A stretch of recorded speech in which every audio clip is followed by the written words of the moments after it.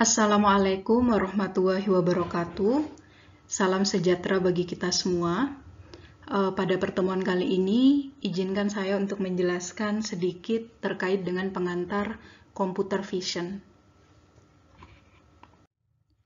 Dan berikut adalah referensi yang saya gunakan untuk materi presentasi hari ini. Kemudian saya juga tambahkan, saya modifikasi. Pertama, mari kita mulai dengan pengertian dari computer vision. Dari namanya saja, ini menggunakan kata vision yang berarti penglihatan. Jadi computer vision itu diartikan sebagai suatu ilmu dan teknologi yang memungkinkan sebuah mesin untuk dapat melihat layaknya seperti kita sebagai manusia. Computer vision ini sebenarnya adalah cabang ilmu dari kecerdasan buatan, di mana fokusnya untuk mendapatkan pengetahuan atau informasi dari sebuah data visual atau data gambar.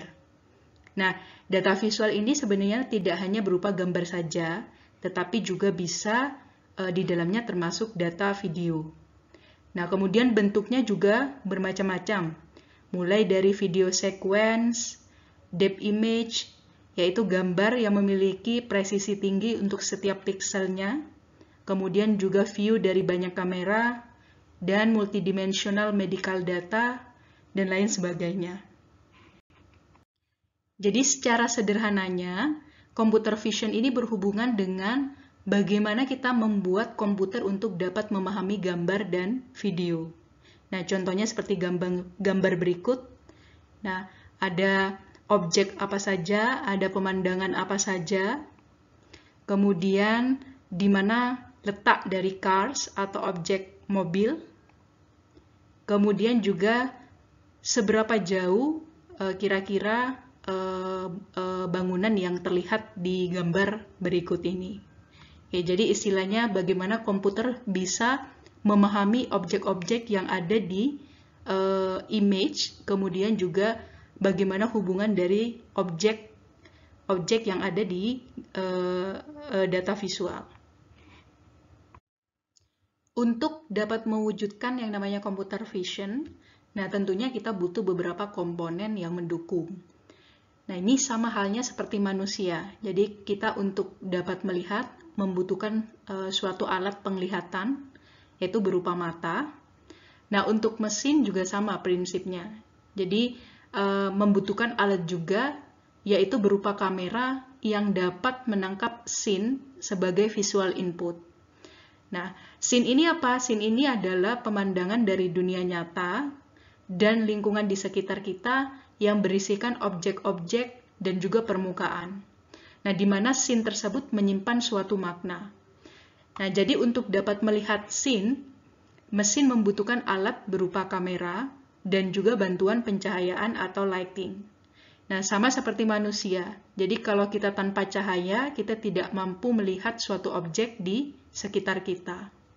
Nah, kemudian dalam memproses data yang ditangkap oleh kamera itu, kita membutuhkan komputer hardware dan juga software. Jadi tugasnya nantinya untuk menginterpretasikan scene yang sudah ditangkap oleh kamera dan mengambil suatu kesimpulan. Nah, kalau kita sebagai manusia, yang bertugas dalam memproses visual input adalah otak kita.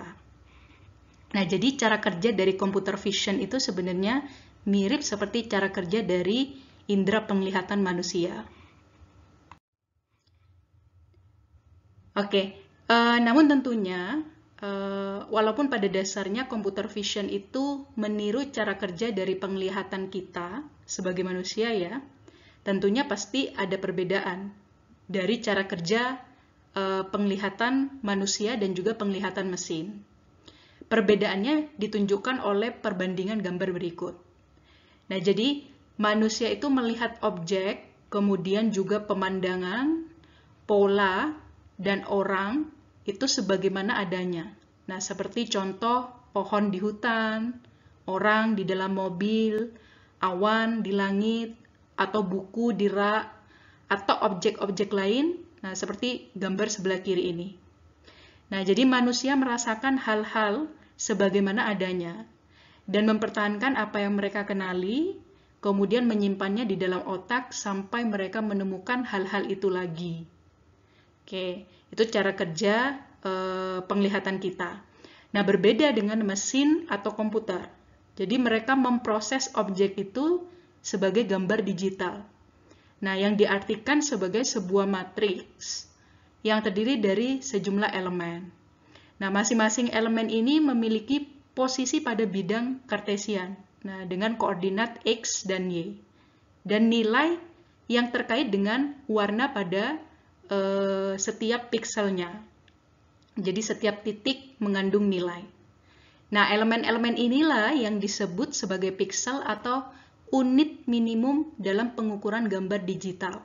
Nah, seperti terlihat pada gambar di sebelah kanan.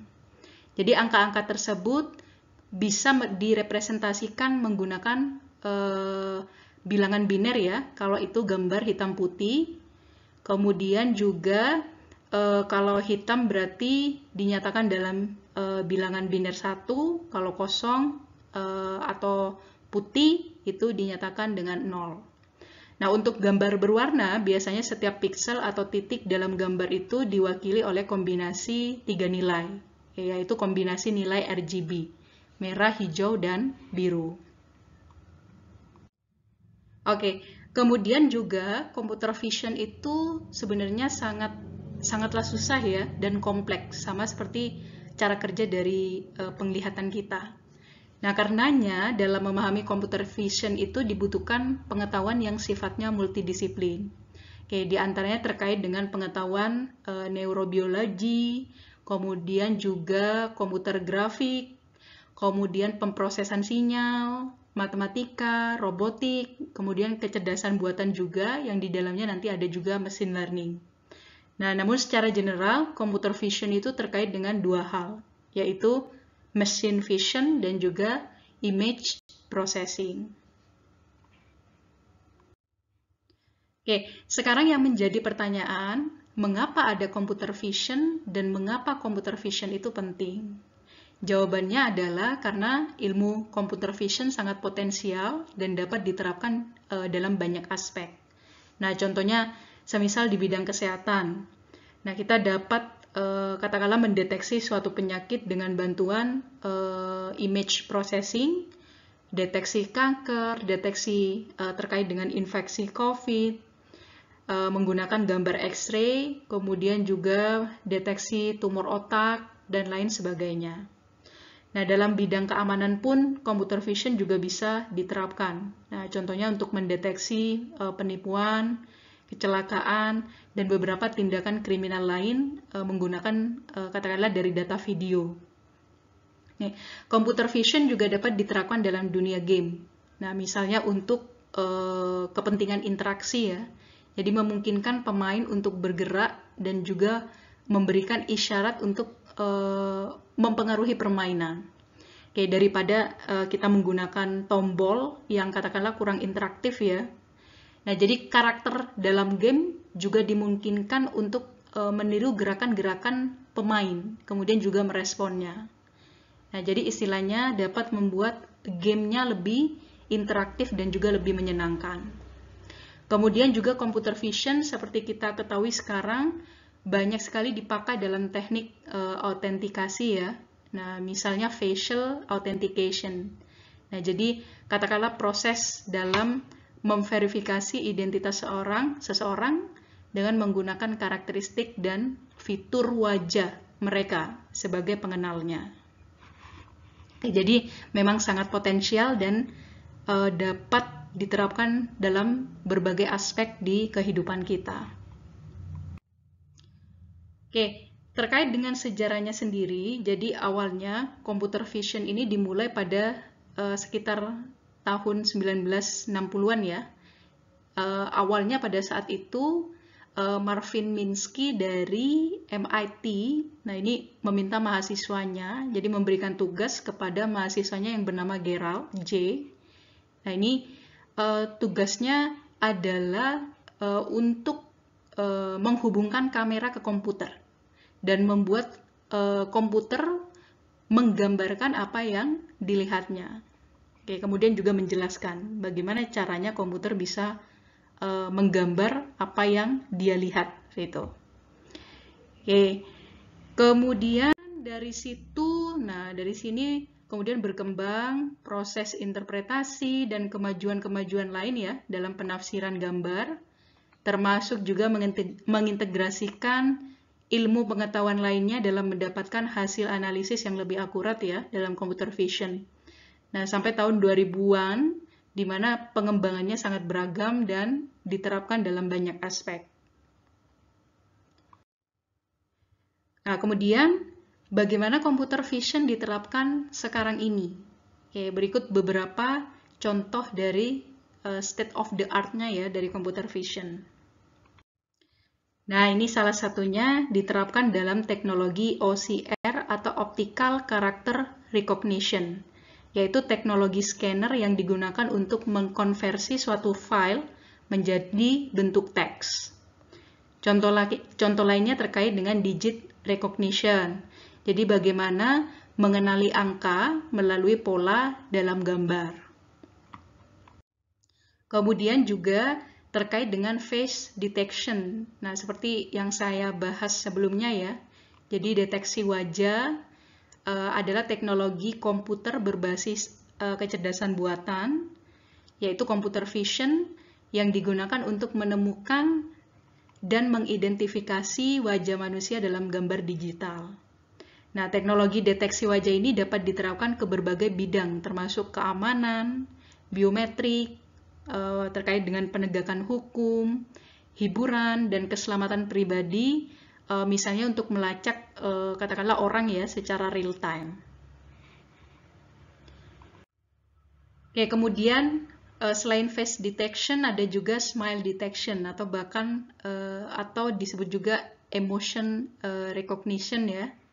Jadi banyak aplikasi sekarang yang dibuat menggunakan teknologi pendeteksi senyum, kemudian pendeteksi emosi. Misalnya untuk kebutuhan terkait dengan penilaian produk, kemudian juga bagaimana menilai kepuasan dari pelanggan, kemudian juga bagaimana kita memantau pasien, dan juga untuk terkait dengan bagaimana membuat sistem yang interaktif. Oke, selanjutnya computer vision juga dapat digunakan untuk object recognition.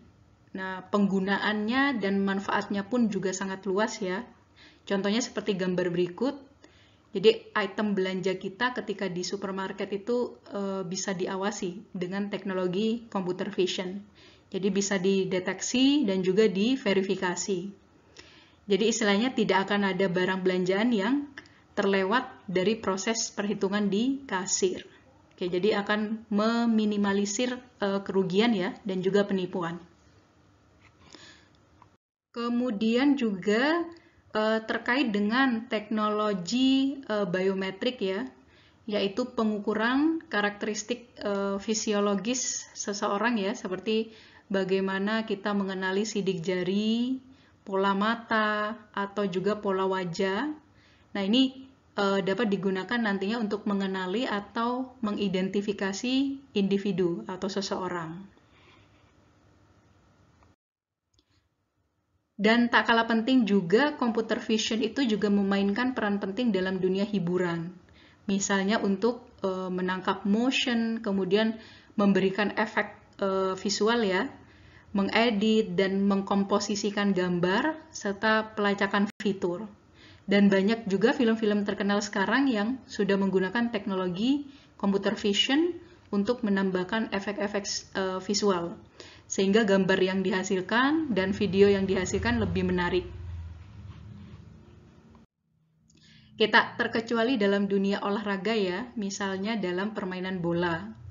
Oke, jadi untuk menentukan offside atau tidaknya, nah itu sudah lebih canggih sekarang. Kemudian juga dalam dunia bulu tangkis, jadi untuk menentukan kok itu keluar atau masuk dalam garis permainan, nah itu juga bisa menggunakan teknologi computer vision. Kemudian juga untuk pembuatan smart cars. Nah, jadi contohnya seperti Google Cars. Jadi project Google ini fokus dalam membuat kendaraan yang dapat mengemudi sendiri, kemudian menggunakan perangkat lunak kecerdasan buatan yang dapat merasakan apapun di dekat mobil itu, dan membuat keputusan layaknya pengemudi manusia. Oke, ini salah satunya juga penerapan computer vision. Dalam dunia kesehatan pun, seperti yang dijelaskan di awal tadi, kita dapat istilahnya apa? Memahami kondisi kesehatan seseorang dengan menganalisis hasil tangkapan organ manusia ya. Nah, berupa gambar. Jadi misalnya terkait dengan kondisi otak kita, jadi proses deteksi penyakit itu dapat dilakukan dengan lebih mudah dengan katakanlah usaha yang lebih minimal. Oke, kalau dibandingkan dengan zaman dulu, nah kita butuh biaya dan usaha yang lebih besar ya daripada menggunakan teknologi computer vision. Bahkan sekarang computer vision juga digunakan dalam memahami lingkungan di luar angkasa dan planet lain. Jadi misalnya di Mars, nah misalnya untuk melihat panorama ya di planet lain, kemudian untuk pemodelan 3D, pelacakan posisi, kemudian juga deteksi rintangan dan lain-lain. Ya, jadi memang penggunaan dan pengembangan dari computer vision itu sangat luas sekali. Selain teknologi-teknologi canggih yang sudah disebutkan tadi, yang paling penting itu sebenarnya adalah bagaimana computer vision dapat menghasilkan semantic of information. Nah, apa itu semantic of information dalam computer vision? Jadi sesuai pengertiannya dari kata semantik, yaitu cabang ilmu yang mempelajari makna atau arti yang terkandung dalam suatu jenis representasi. Oke, di mana dalam konteks computer vision, jenis representasinya adalah gambar. Oke, jadi kita dapat melakukan ekstraksi informasi dari suatu gambar. Nah, salah satu tujuannya ini adalah untuk mengetahui objek apa yang direpresentasikan dalam gambar atau mengkategorikan suatu objek ya. Nah, misalnya untuk mengenali mobil, jalan, bendera, orang, langit, bus, bangunan, dan lain sebagainya. Dan bukan hanya itu saja, tetapi semantic vision itu juga dapat digunakan untuk mengetahui hubungan antar masing-masing objek dalam gambar. Oke, dengan cara mengetahui bentuk hubungan antara suatu objek dengan objek lainnya. Nah, misalnya sebuah mobil. Oke, jadi mobil itu kemungkinannya akan muncul di atas jalan. Tetapi tidak mungkin objek mobil itu muncul atau dikelilingi oleh langit atau berada di langit. Oke, jadi selain memahami objeknya, juga memahami hubungan antar objek. Kemudian juga dengan computer vision, kita juga dapat mengenali konteks dari gambar yang dihasilkan. Nah, misalnya dalam kasus gambar di slide ini, konteksnya berarti terkait kondisi outdoor, kemudian juga perkotaan, dan menggambarkan suasana lalu lintas. Oke, selain itu, informasi lainnya yang dapat diekstrak terkait dengan qualitative spatial information, yaitu terkait ciri-ciri spasial dan karakteristik dari suatu objek. Nah, misalnya benda bergerak atau tidak, benda keras atau tidak, atau terkait dengan posisi, apakah vertikal atau horizontal, dan lain sebagainya. Oke. Akan tetapi, performa atau manfaat-manfaat computer vision yang tadi sudah saya jelaskan ya, itu juga berbanding lurus dengan kesulitan dan tantangan yang dihadapi. Jadi computer vision ini sangat susah sebenarnya dan kompleks. Jadi istilahnya bidang ini karena yang namanya data image itu sebenarnya memiliki sudut pandang yang berbeda ya. Jadi kalau dilihat dari sudut pandang yang berbeda, berarti dia memiliki persepsi yang berbeda juga. Oke, semisal gambar berikut ya, sudut pengambilan gambar akan berdampak kepada gambar yang dihasilkan. Nah, sehingga nantinya juga mempengaruhi hasil interpretasi dari data visualnya. Kemudian juga tantangan kedua itu terkait dengan kondisi iluminasi. Nah, Maksudnya terkait dengan pencahayaan di mana memiliki pengaruh yang sangat signifikan terhadap definisi objek. Nah, objek yang sama bisa jadi akan terlihat berbeda, tergantung pada kondisi pencahayaannya. Seperti gambar penguin berikut ini, jadi semakin sedikit pencahayaan, maka akan semakin sedikit objek yang terlihat. Tantangan ketiga terkait dengan background clutter atau kekacauan latar belakang. Maksudnya di sini adalah latar belakang yang cukup berantakan dan bertekstur atau tidak beraturan ya. Jadi objek yang perlu diidentifikasi itu dapat menyatu dengan latar belakang. Oke, seperti gambar-gambar berikut. Jadi sehingga menyebabkan objek itu sulit untuk diidentifikasi. Oke, jadi dalam kasus seperti itu biasanya detektor objek itu akan menghadapi masalah terkait dengan deteksi. Tantangan keempat terkait dengan variasi gambar. Jadi kadangkala objek yang sama itu dapat memiliki bentuk dan ukuran yang berbeda-beda. Nah, contohnya terkait objek kursi berikut ini. Nah, computer vision itu perlu melakukan banyak penelitian untuk membaca suatu objek dan memahami artinya dengan benar. Kemudian tantangan kelima, terkait dengan deformation atau deformasi ya. Artinya suatu objek atau benda itu tidak selalu berada dalam bentuk yang semestinya. Bisa saja, nah, bentuknya mengalami kerusakan, bisa berubah bentuk, atau bisa pewarnaannya kurang baik, sehingga hal ini memberikan kompleksitas tambahan untuk pengenalan pola dan deteksi objeknya. Kemudian juga masalah keenam terkait dengan oklusi atau occlusion. Nah, seperti diperlihatkan oleh gambar berikut ya. Oklusi ini sering terjadi ketika dua atau lebih objek itu terlalu dekat dan tampak bergabung satu sama lain. Nah, computer vision terkait pelacakan objek sering salah paham biasanya dalam mengenali suatu objek karena terhalang oleh objek lain. Jadi tidak jarang nantinya objek yang terhalang dan objek yang menghalangi akan dikategorikan sebagai suatu objek baru atau satu objek baru, sehingga mengaburkan proses deteksinya. Oke, masalah ketujuh terkait dengan lokal ambiguitas dari suatu gambar. Nah, dengan resolusi dan penerangan yang kurang baik, kadangkala gambar memiliki kualitas yang kurang baik juga. Nah, sehingga deteksi objek kurang maksimal, bahkan salah dalam proses identifikasi. Oke, misalnya seperti gambar berikut ya. Objek yang berbeda bisa saja dikategorikan sama. Ya, padahal sebenarnya berbeda.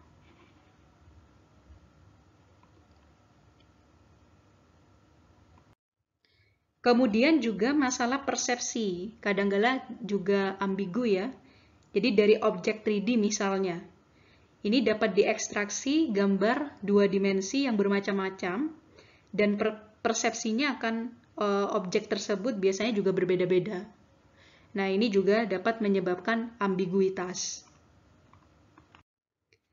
Terakhir terkait dengan ini tantangan bisa juga jadi peluang ya.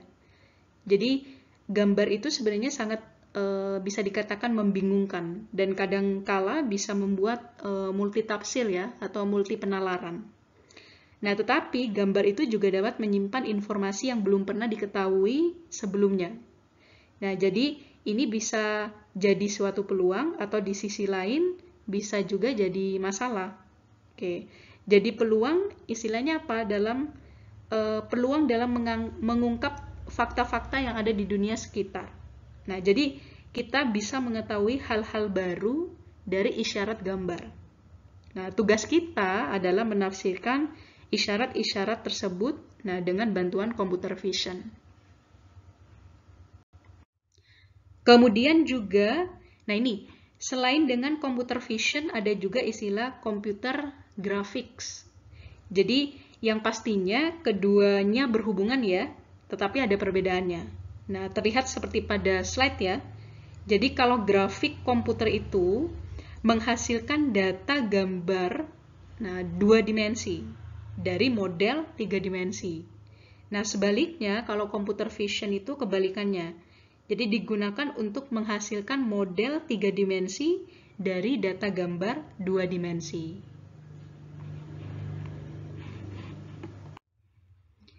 Oke, selanjutnya, jadi ada pertanyaan bagaimana caranya meningkatkan kualitas dari suatu gambar dalam rangka proses deteksi yang lebih mudah. Nah, jadi ada beberapa metode atau teknik yang dapat dilakukan. Nah, salah satunya adalah terkait dengan filtering dan enhancement. Jadi metode filter dan enhancement ini digunakan untuk mengurangi dan menghilangkan noise yang ditemukan pada gambar. Nah, kalau noise-nya berkurang, gambar yang dihasilkan otomatis akan memiliki kualitas yang lebih baik. Sehingga dalam proses mempersepsikan gambar oleh sistem pencitraan, prosesnya juga akan semakin mudah. Kemudian metode yang kedua itu terkait dengan image processing. Nah, ini terkait dengan region segmentation. Nah, apa itu region? Nah, jadi region dalam citra itu diartikan sebagai sekelompok piksel yang terhubung karena memiliki properti yang sama atau properti yang serupa. Nah, properti tersebut bisa saja berupa warna, kemudian intensitas, dan properti-properti lainnya. Region ini penting untuk nantinya proses interpretasi gambar. Nah, karena nantinya akan dilakukan pengelompokan piksel-piksel yang sama ke dalam kelompok yang sama pula. Nah, sehingga dalam proses klasifikasi objek itu prosesnya akan lebih mudah. Kemudian aspek berikutnya itu terkait dengan warna. Nah, warna ini dalam computer vision itu merupakan informasi yang penting ya dan bernilai. Di mana dapat digunakan untuk proses segmentasi gambar dan pengenalan objek. Biasanya warna yang paling sering adalah RGB, karena termasuk warna dasar dan objek asli yang ditangkap oleh kamera itu kebanyakan juga formatnya adalah RGB. Kemudian selain warna, juga tekstur. Jadi tekstur pada gambar itu juga merupakan komponen penting. Jadi tekstur ini istilahnya adalah hal yang digunakan untuk mendefinisikan objek atau konsep dari suatu gambar. Jadi analisis tekstur itu memainkan peran penting dalam kasus computer vision karena dapat digunakan untuk pengenalan objek berdasarkan teksturnya. Kemudian deteksi kecacatan permukaan, kemudian juga pengenalan pola, dan untuk analisis citra medis. Kemudian juga banyak lagi penggunaan lainnya. Oke, itu saja terkait dengan pengenalan computer vision. Oke, nanti jika ada pertanyaan bisa dimasukkan dalam kolom komentar atau bisa menghubungi saya langsung. Oke, itu saja. Terima kasih atas perhatiannya dan sekian. Wassalamualaikum warahmatullahi wabarakatuh.